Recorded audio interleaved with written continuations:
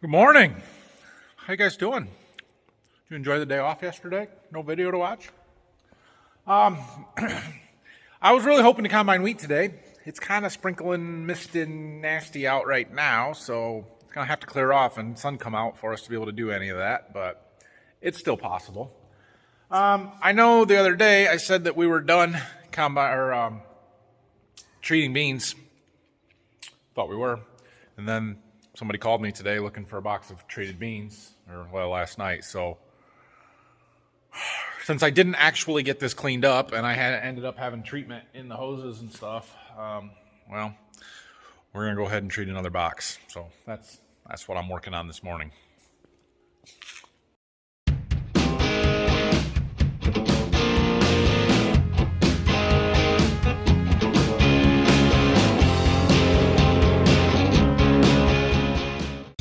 Okay, well, we treated one box, but he's taken 3, which is good because that means my inventory in here is shrinking. I don't think we're going to get all of the beans I've got left planted for double crop, but I'm glad I had them because we used most of them. So there are 7 boxes of beans left in here.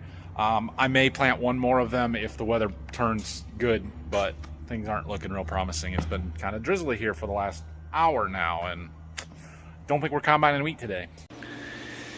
So I believe our combine is still ready to go from the other day when we were working on stuff. One thing I did do yesterday was replace the sensor or this wire harness. I got that new one, so that was easy to change, and I think everything else is good to go for now. If you missed the last video, we had to replace one of these shaker arms back up in there, that shiny piece right there. Had a bushing go out on it, so I think we're good, got it all fixed up. But those are the issues you start having when you have a combine that's got 2,500 hours on it. And while this is a really good combine and is really impressive in what it can do, that's why we're thinking about an upgrade, hopefully sooner rather than later, but we'll see. You guys remember when I souped up my kid's Gator, put the Milwaukee battery into it? He may have toasted a gearbox because of that. But I got a new one, so we're going to change that today. The rain has stopped. It's sort of starting to clear out. I just have a hard time believing we're going to be able to combine wheat today, but potentially we just might have to dry it, which, given our current forecast, if we could get done, even if we have to dry the wheat, we're going to do it because they're still calling for rain like every day for the next 10 days, except for today, and tomorrow was only like a 30% chance. So maybe we could miss it long enough to finish combining, but we could certainly use a couple hours of sunshine first. So, you guys see that field of corn? That's Golden Harvest Corn, one of my customers. And they have requested that I put a sign on this little corner piece here next to a major state highway. So we're gonna put a sign there. In fact, they want 3 signs, a big one and 2 little ones. So I'm gonna put them up over there. All right, let's change a gearbox. This should be fairly straightforward, I think. I gotta take the seat off, take the bed off, and I think, yeah, we gotta take these screws out, and then this cover pretty much lifts off of there. Okay, that's how the inside of a Gator looks. Just a couple small electric motors with some gearboxes. See how that one turns? It's not supposed to do that. We got some gears stripped out, so we're gonna replace that. They're pretty easy to do. There's a spacer down here. You gotta get out. Somehow, I probably need some pliers. Oh yeah, we gotta pull the axle housing out. So I gotta take the wheel off and take that nut off. Couple of screws to take out, and then it comes right out. Now we've got to take the motor off because I didn't get a new motor, so that's just a couple more screws and then put it all back together. Pretty simple. It appears to have gotten hot and melted right there because that is not centered. See how this one is centered and this one is it's not, so that's where our gears are missing. I'm gonna do a little more research real quick, but I think I've read something about souping up the grease in these to keep them from doing that. So I got a little sidetracked when I was on the computer looking up grease stuff, but anyway, I didn't find a whole lot, so I decided, what the heck, we're gonna put in what we got. So I had a can of some lithium grease, penetrating lithium grease, so I sprayed that in this new one a little bit, and then I thought, I'm better do the other one while I'm at it, and so I did that. Took that one apart and took the motor off so I could spray some grease in there. It seems to be okay, so I've got it all back together. It would appear that tires are gonna be our next problem, but we're gonna worry about that later. Hopefully it'll make it through the summer and we won't have any more issues. So, should I test it before I put it all back together? We won't need a battery. Well, seems okay. We got some rocks in there. All right. Yep, feels tighter. Well, my kids will be happy when they get here later tonight. They're coming to see the house, I think. Oh, I wish the sun would come out. So we got a couple of old flatbed wagons, hay wagons, that haven't been used in years and years other than for setting stuff on. Brock saw them in the barn and decided he wants to use one to bale his hay. We said, sure, why not? Well, they were down to Berkey, so Dad was down there today and he brought it back, and now he's fixing it up because this piece is in rough shape. It's vintage, that's original. It's worth more with that on there. No, it's not.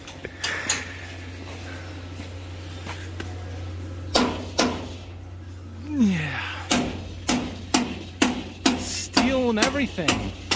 It's probably 80 years old, Dad thinks. At least the wagon part of it, not the running gear probably. Getting it ready for ear corn again. Got to take the cover off the hole. All right, I'm gonna let him work on that. That's opening up a can of worms. There is what he's done. Brock, you're gonna owe us. Okay, Brock, he said he'd have it ready for third cutting, and also you're gonna owe us like a day's worth of labor for free because he's spending so much fixing up a wagon for you. Anyway, I'm gonna go mow my lawn down at my seed warehouse that desperately needs it. We're gonna take a look at what the house stuff has done over the last couple of days since you guys have seen it. And then we're gonna go check a wheat field and see. It's gonna be wet. All right, I'm done mowing. Let's check the wheat. It's about 4:45. If we're gonna go, we gotta go. We can get this done tonight. It's dark. It just looks dark. We did not get any sunshine. It's not great.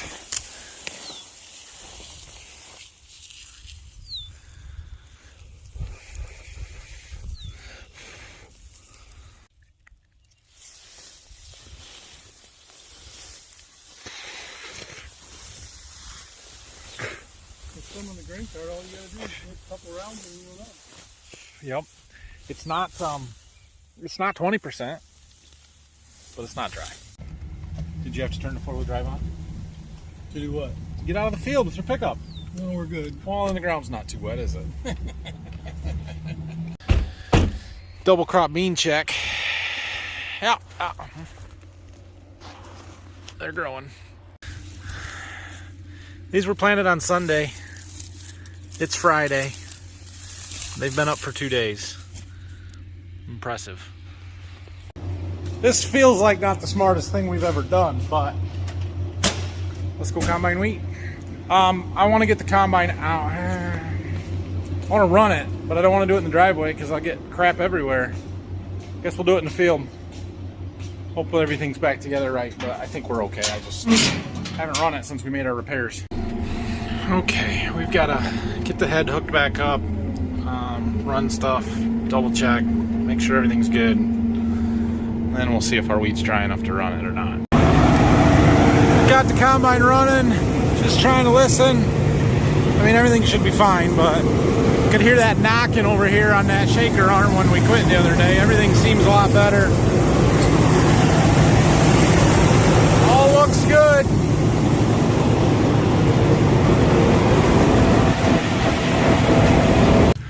Got all the water off the grain cart there. Well, let's see what happens here. Well, it's not as bad as I thought it was going to be. And check it out. I picked up a rider. Can you say hi, Brayson? Got your farmer shirt on today? Tractor shirt. 16 and a half, which isn't horrible. I'll combine this if it's 16 and a half. It's all gone! You ate all my chippies? Well, I was a little concerned when I was doing end rows that this wheat wasn't going to be any good. I was wrong. It's very good. It's a little wet, 16 to 17%, but that's okay. We will run it through our dryer, and it will get combined and be done, and that is a good thing. I'm getting nervous about not being able to finish wheat for a while because our forecast still shows rain for every day until Friday for the next week solid. So if I can get this one done tonight, then we're down to like 60 or 65 acres. Okay, put that back on there. And then, you know, maybe tomorrow we can do a little bit more and get that done before it rains. It was like a 30% chance of rain tomorrow. If it holds off until 7 or 8 o'clock at night, then we could get done combining wheat. I don't know. We'll see. We'll be closer though. Well, that first round went 111 average. I'll take that. Grayson wants combine driving lessons. Okay, push it this way. Keep the head level. We're a little too low. We got to raise it up. Push up here. Up here. This is right here. Oh, that's good. Good job. Okay, you can help me when we get to the end of the field. You can put the unloading auger out. How about that? Okay. That's what I used to do when I was a kid. Except for it was a lever. How did you? I ride with Grandpa, and there was a lever over here. Actually, it was right behind the seat on our 6620 that would put the unloading auger out. And he always let me do it. On that lever? No, that lever does the steering wheel. That Pushes it up. On that lever? That's the brakes. That'll make us turn. We don't want to do that. That That's lever? brake too. What brake are you talking about? This button right here, but not yet. We gotta wait till we get to the end, okay?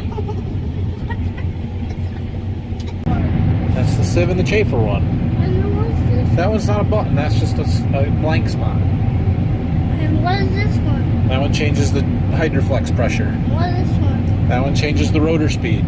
What is that one? That one changes the fan speed. What is that one? That one changes how fast the spinners are on the back are spinning. How is this one? That one swaps which side spins faster or slower. Is that good? What are these? Those are blanks. Hey, we're almost to the end. You gonna push number one for us? Yeah. Not yet. Not yet. Number one. I'll tell you when you're ready. Ready? What is that one? Nope, don't push that one. This one, number one. Push it. Push it. Push it. This one? Push it. Yeah, you got it. Where is it? Phil brought the semi and needed a little bit of help getting the something. For some reason that's not working, but it's working on the iPad, so whatever. We got it unloaded. We definitely lost some test weight with the rain. That is one thing about wheat is once it gets rained on after it's mature, it loses some quality and test weight. The yield is still there, but the kernels have swelled up and it's not as good as test weight. Case in point, that truck is fairly loaded and it's only got 57,000 pounds on it. If we would have loaded a truck like that last week before the rain, or earlier this week, that would have 65,000 pounds on it. So, That's how we get out. oh well. Even though it is lighter test weight, it is still exceptional yield. I mean, take the end rows off of there. Holy cow, this is awesome wheat. So even though the quality has dropped a little bit, How did it make that stick back? we gotta push the button. You pushed it to unfold it, don't you remember? Now, what do you want this? You want to fold it back in? Yeah. Okay, but we gotta wait till we're done unloading. I want to sit on your lap. Okay. Anyway, basically all it means is that we have the same amount of weight of wheat, or even more. Okay, pull. Because it's wet, we've got actually more weight, but we've got the same amount of dry matter.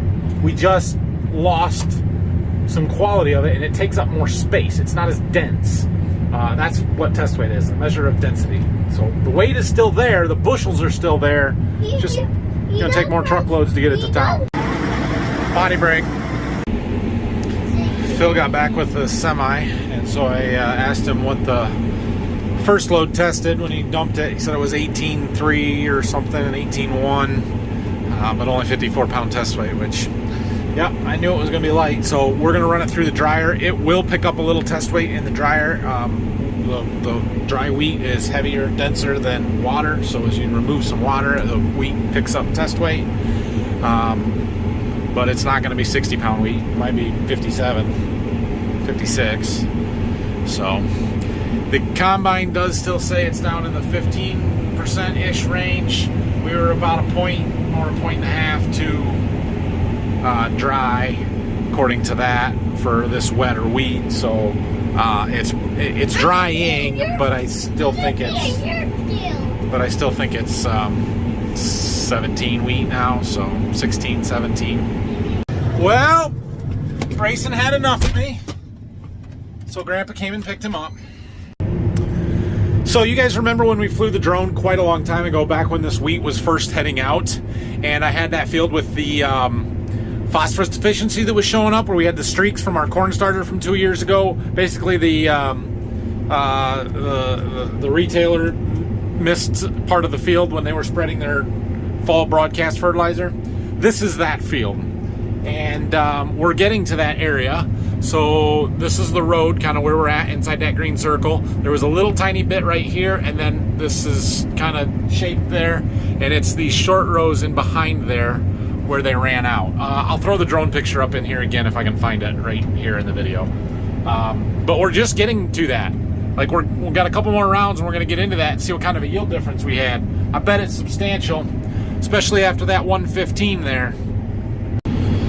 Well, the next pass over I can clearly see is different looking in appearance from the lack of fertilizer.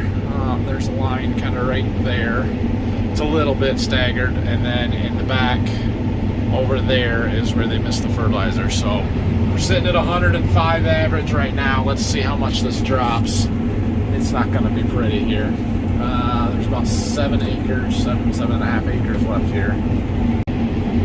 Can you see it? Can you see how we still got some lines, streaks where it's better? That's the starter bands. Look at what it did to our yield.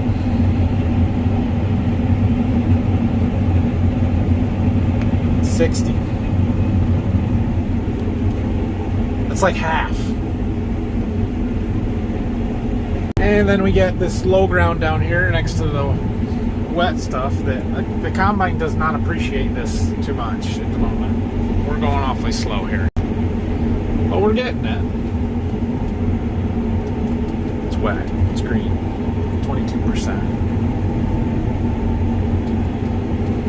And then back up. So when they spread this, they did make a pass around the outside, so you can see right there where the line is, because they did perimeter the field, and then there's just a little bit that they missed, ran out or whatever there. Let's see where it looks a little different. So some of this is going to be really good, and then it's going to fall off pretty quickly. Okay, we're back up to 100.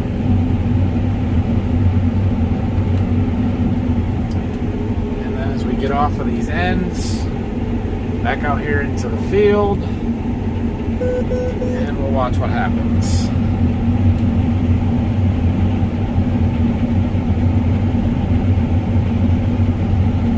The yield monitor is always a few seconds behind because it takes time to run it through the combine.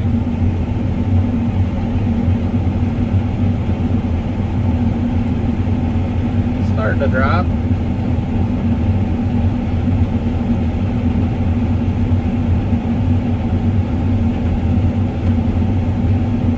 That's better here than I thought it would be. We're still off 20 bushel. Now it's getting worse. Yeah. Could be worse. I knew I saw something big moving in the wheat. Thought it was a coon. It's a coyote.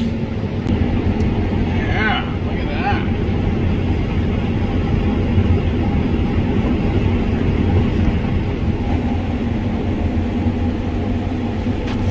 that. So, back to our wheat here. We're in the middle of that stuff that did not get spread with any fertilizer. fall broadcast fertilizer. It got the nitrogen, it just didn't get the phosphorus, is mostly what you're looking at, phosphorus deficiency. You can see how thin it is. The fact that we can see the ground, it's shorter. It's just not good wheat. It's not good wheat. And that's pathetic. And frankly, unacceptable from our supplier. All right, well, we got this field done. We'll talk about that yield map there in just a minute.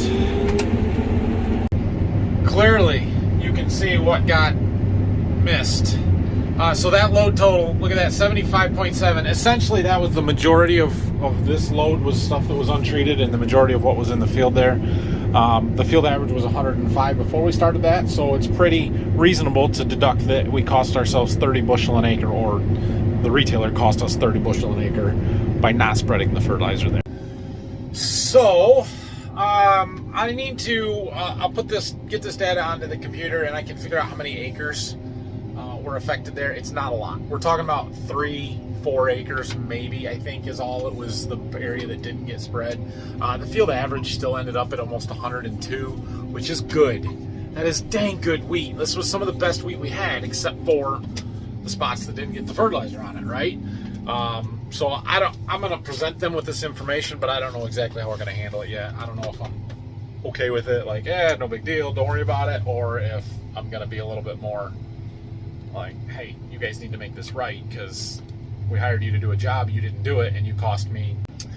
If it was 30 bushel on 4 acres, and we're only talking about 120 bushels of wheat times 650, that's roughly $800 in lost income. So it's not the end of the world. I don't want to make a huge deal out of something that's not a huge deal, but at the same time, I don't want this to happen again, right? So it does, however, prove that our fertilizer works, and is why I have no interest in raising organic crops, because they would be terrible.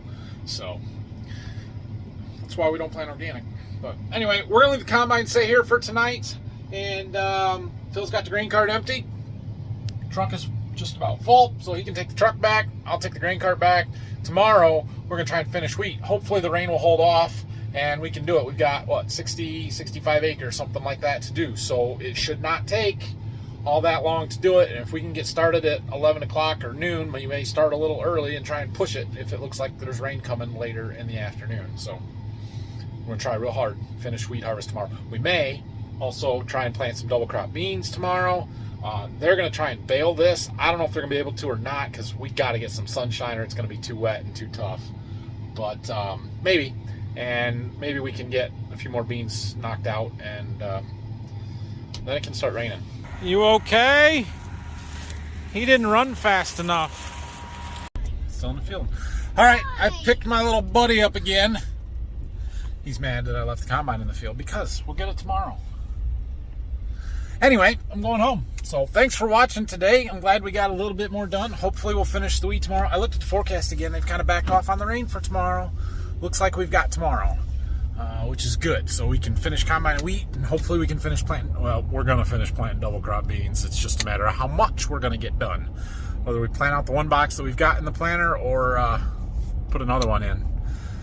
I'm seriously contemplating planting between the windrows. Our windrows are 40-foot spacing. We've got a 30-foot air seeder. We could plant right between them, and you just have a 10-foot gap, and that's not the end of the world. Like, I would be okay with that. So, I don't know. We'll see. Anyway, see you guys in the morning. Can you say bye, Brayson?